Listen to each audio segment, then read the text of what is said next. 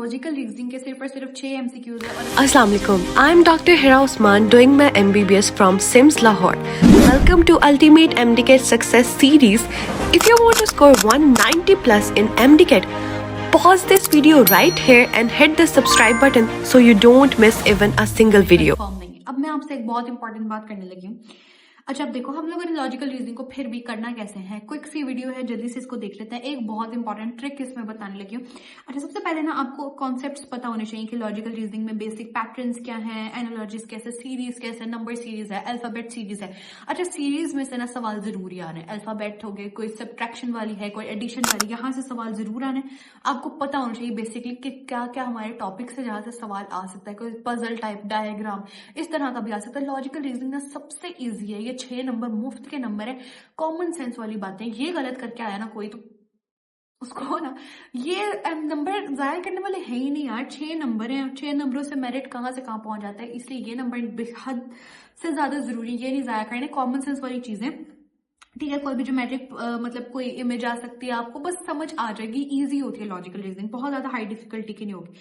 अच्छा देखो, सबसे पहले ना आपको पैटर्न समझ आ जाना चाहिए। सबसे ज्यादा जिसमें सवाल आता है ना वो पैटर्न का है, चाहे वो एडिशन का पैटर्न हो, मल्टीप्लीकेशन का हो सकता है कि वो पैटर्न जो है वो हमारे पास स्क्वायर रूट का पैटर्न हो, ठीक है। जो भी पैटर्न है ना, अपने पैटर्न को अच्छे से समझ लेना, ठीक है। अपने नंबरिंग का पैटर्न हो सकता है, कोई भी पैटर्न हो सकता है। जितनी जल्दी आप पैटर्न को समझ आओगे उतनी जल्दी आपका सवाल सॉल्व हो जाएगा, उतनी जल्दी आप किसी डिफिकल्ट सवाल पर ज्यादा टाइम लगा सकोगे, ज्यादा चांसेस होंगे आपके नंबर जो है वो बढ़ जाए।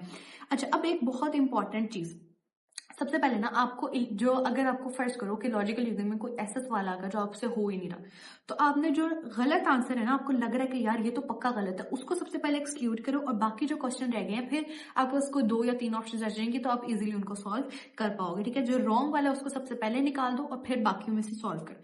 अच्छा, अब ये बड़ी सबसे जो बोनस टिप कह रही थी वो ये है, अगर आप सॉल्व कर रहे हो कोई पैटर्न आपको समझ ही नहीं आ रहा है, यार क्या चल रहा है, अब फॉरवर्ड जा रहा है, आपको ना मल्टीप्लाई हो रहा है, ना डिवाइड हो रहा है, ना कुछ हो रहा है, तो फिर आपने पता क्या करना है, आपने उसको बैकवर्ड देखना है। अगर जब आप बैकवर्ड देखोगे ना तो वाकई हो सकता है कि वो पैटर्न बैकवर्ड हो, क्योंकि मोस्टली स्टूडेंट्स फॉरवर्ड वाला पैटर्न देख रहे होते हैं, तो हो सकता है वो पैटर्न क्या हो, बैकवर्ड है। तो आपने क्या करना है, उस पैटर्न को बैकवर्ड देखना है कि उसमें क्या एडिशन हो रही है, क्या सब्ट्रैक्ट हो रहा है, क्या स्क्वायर रूट है, क्या चीज है, मल्टीप्लाई हो रहा है, तो फिर आपने इस तरह से बैकवर्ड देखना है। अगर फॉरवर्ड चीज काम नहीं करी तो फिर बैकवर्ड देखो उसको। फिर है हमारे पास टाइम मैनेजमेंट। अच्छा, अब यहाँ लॉजिकल रीजनिंग में ना अगर कोई ऐसा सवाल आ गया जिसमें अपने ABCD जब हम पूरे अल्फाबेट्स लिखते हैं ना, उस वाले सवाल को ना एंड पे रख दिया करो। जिस सवाल पे आपकी एनर्जी लग रही हो, आपको लग रहा हो यार इस पे बहुत टाइम लग जाना, उस चीज को छोड़ दिया करो। ये सिर्फ और सिर्फ लॉजिकल रीजनिंग के लिए नहीं है, ये सारे सब्जेक्ट्स के लिए मैं आपको बता रही हूँ कि आपने जिस सवाल पे आपको लग रहा हो कि आपकी बहुत एनर्जी लगी, बहुत टाइम लग रहा है, उसे छोड़ दो, अगले पे जाओ।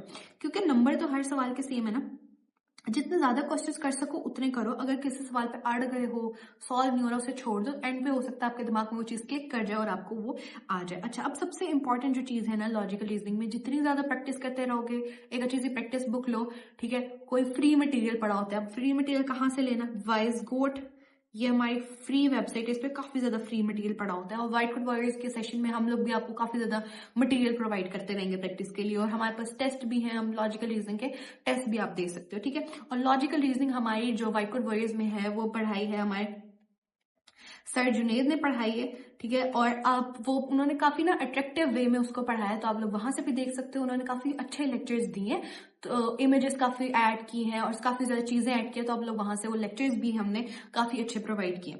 अच्छा, अब आपने प्रैक्टिस अच्छे से करेंगी। अब यहाँ पे हमारे पास जैसे फर्स्ट करो एक MCQ आया है, प्रैक्टिस MCQ हम लोग देखते हैं।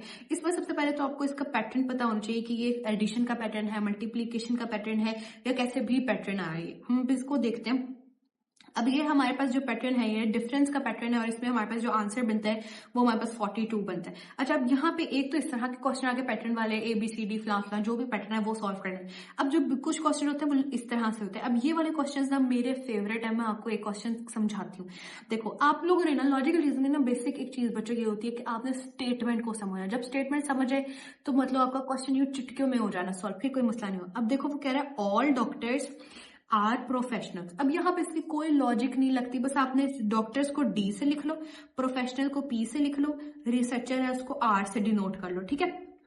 अब देखो वो कह रहा है ऑल डॉक्टर्स आर प्रोफेशनल, इसको हम वेन डायग्राम से सॉल्व करेंगे। ऑल डॉक्टर्स आर प्रोफेशनल्स, अब डॉक्टर्स को यहाँ पे बनाओ और ये ऑल डॉक्टर, जितने भी डॉक्टर्स हैं वो प्रोफेशनल में आते हैं। तो फिर प्रोफेशनल मतलब कि बड़ी कैटेगरी है, उसको यहाँ पे बनाओ। अब वो कह रहे हैं सम प्रोफेशनल आर रिसर्चर, कुछ प्रोफेशनल रिसर्चर्स भी हैं। अब ये रिसर्चर्स और इसको कॉमन कर दो। अब हमने देखना कि इसमें से कौन सी स्टेटमेंट 100% ट्रू है। वो देखो, ऑल रिसर्चर्स आर डॉक्टर्स, सारे के सारे रिसर्चर्स डॉक्टर्स हैं? नहीं, ये वाले जो रिसर्चर्स हैं ये तो डॉक्टर्स नहीं है, ये स्टेटमेंट गलत होगी। सम डॉक्टर्स आर रिसर्चर्स, देखो सम डॉक्टर्स और रिसर्चर्स, नहीं ये भी नहीं गलत, क्योंकि डॉक्टर्स और रिसर्चर्स में कुछ कॉमन नहीं। फिर वो कह रहे हैं सम प्रोफेशनल्स आर डॉक्टर्स। अब देखो ये जो प्रोफेशनल्स हैं, कुछ प्रोफेशनल्स ये डॉक्टर भी तो है ना, ये जो मैं येलो से अब कर रही हूँ, ये देखो ये डॉक्टर्स हैं, इनके दरम्यान में कॉमन है, ठीक है। तो ये हमारी जो स्टेटमेंट है ये करेक्ट होगी। हम आंसर भी देख लेते हैं। तो ये हमारी जो सी वाली स्टेटमेंट है ये करेक्ट है। तो लॉजिकल रीजनिंग बहुत आसान है, सिर्फ जब आप स्टेटमेंट को समझ गए तो आप अच्छा सॉल्व कर पाओगे। तो स्टेटमेंट को समझना बहुत जरूरी है, ठीक है। स्टेटमेंट को अच्छे से देखोगे समझ आ जाएगी। और जज़ाकल्लाह, thank you so much for watching this video. और अगर वीडियो अच्छी लगी तो अपने फ्रेंड्स के साथ शेयर कर दो। और अगर आपको ये वाले पीडीएफ चाहिए तो ये हम लोग शेयर करते रहेंगे अपने व्हाट्सएप चैनल में। व्हाट्सएप चैनल का लिंक कहाँ है?